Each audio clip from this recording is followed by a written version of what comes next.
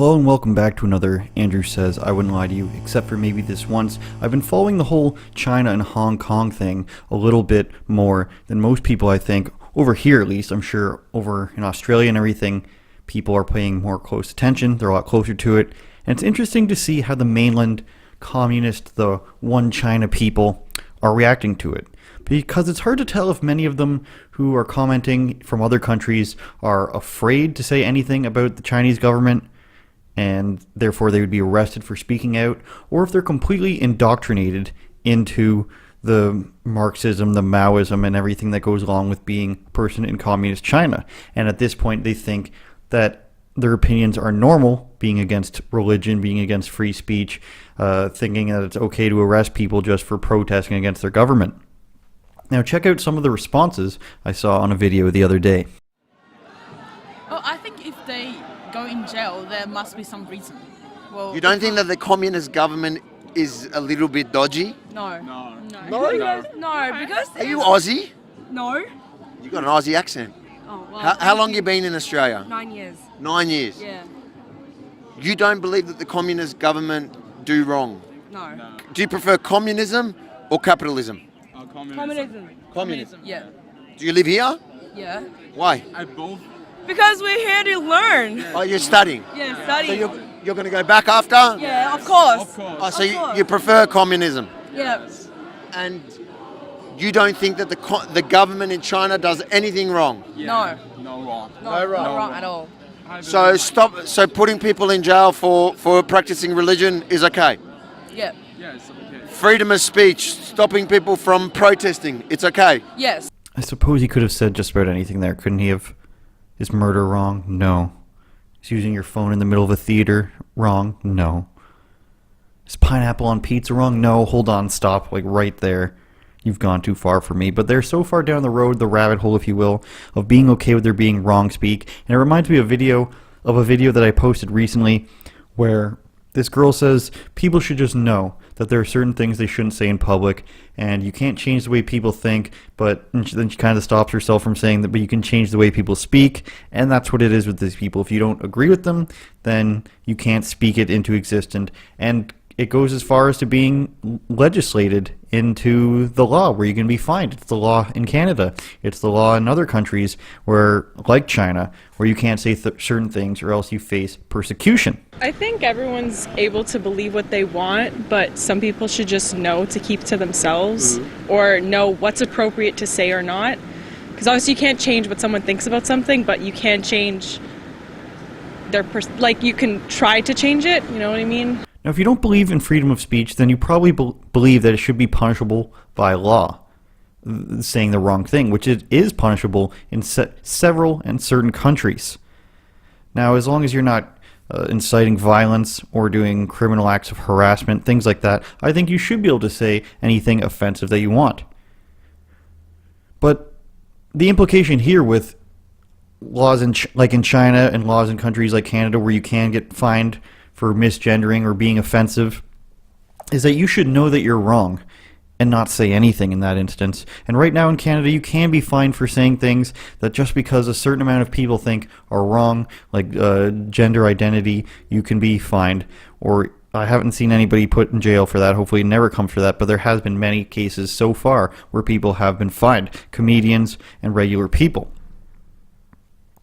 But right now it's just that social justice mob, and they do have a little bit of pull in the government. But if they were to vote somebody in, let's say Hillary Clinton or Mr. O'Rourke, I won't say his fake name, was the president, and this view now becomes completely law and completely the view of the government.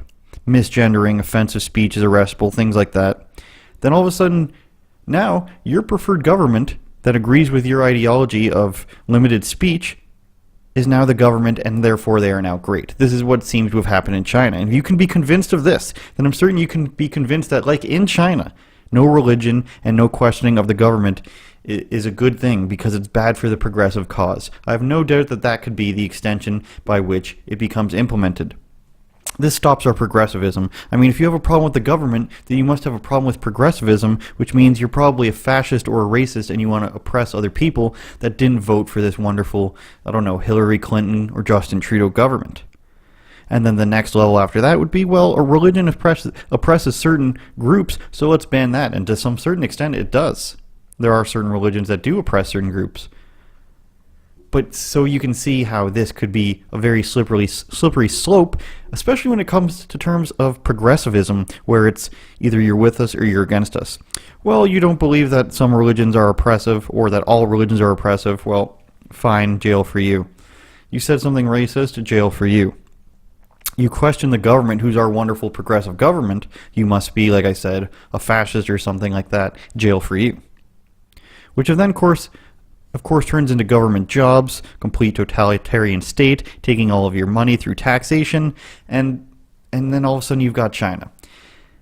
And if you think I'm wrong, read some of their pieces of legislation. Read the Green New Deal. Read how AOC wants to give welfare to illegal immigrants, while at the same time proposing essentially open borders. Now, they don't say open borders in the sense that other people do. That's just what's the word I'm looking for? A summation of their ideas. Because they say, don't hold people at the border in these facilities, don't deny anyone who claims refugee status. So either you want everybody who's in detention to be released into the wild west of America, or you want no asylum claims to be denied. Therefore, and they're using the system because asylum seekers don't just come in and get jobs. Refugees have a very, very, very low unemployment rate compared to the rest of native populations.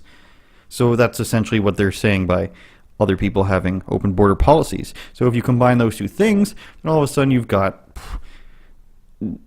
a terrible country to live in, I'm sorry to tell you. SJWs also, social justice warriors, already aren't religious.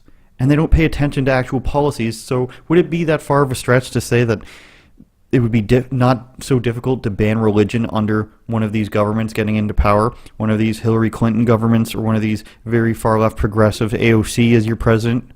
For the love of God, that would be terrible. And combined with their economic policies, which is let everybody leech off the state, you've essentially got China.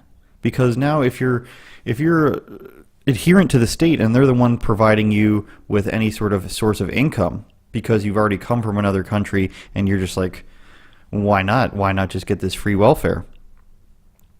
Well, then they're going to either cut off your money or your food, and in exchange for that, you're going to have to work. Either they're going to cut off your food or your money, or else you're going to work. So that's where the forced government jobs come in. And what kind of jobs? Well, in the Green New Deal, there's the retrofitting of all buildings, all housing, all roads, expanding railways, doing all the changing energy lines, all these things that have to be done, and there's no money for them.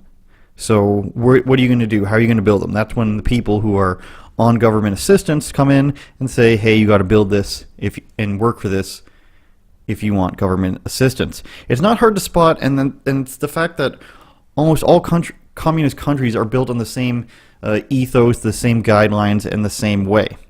And if you watch these videos, you can most certainly see the communist canary in the coal mine, if you will, in the way that these people are thinking. But is it okay for somebody to believe in God? Yeah. But in China? Yeah, in China. Even, why is there 1 million people now in jail for practicing their religion? Because I think They obey the laws for that. Sorry? I don't think they obey the laws for that. Because maybe, like, you're okay to believe in something what you believe, but, like, if you actually do something weird, let's say you walk on the street and then you suddenly just go, yeah, Muslims, like that will be in jail. Well, I would be. only one China. Only one China? What do you think they're asking for? Stupid. What are they asking for? They said Hong Kong and Taiwan belongs to other nation. Do they ask that? Yeah. 不要乱说话，会被他们 Just- No. Only one China. Okay, but are they asking for... So as you can see, there's enough... You can see the social justice warrior ideology embedded within them. Don't talk to people that the guy hustles them away. Don't talk to people that disagree with you. I don't understand why what these people are saying, but I disagree with them because they're saying that the Chinese government isn't good. And just like I said, if it's your perfect government, if it's your perfect progressive communist government, then why would you be against them? They're all stylish with their headbands and their nice clothes, going to school abroad, so obviously they're a pretty privileged set of people. And they're fine with that portion of capitalism, that portion of China where you can get all this nice stuff and go to all these places. They're fine with that. But when it comes to freedom of religion or freedom of speech, and it's other people who have to deal with it, they don't care about it. And that's a sad state to see, even out of communist China, especially out of people who are going to other countries to enjoy their freedoms, and they don't even realize it.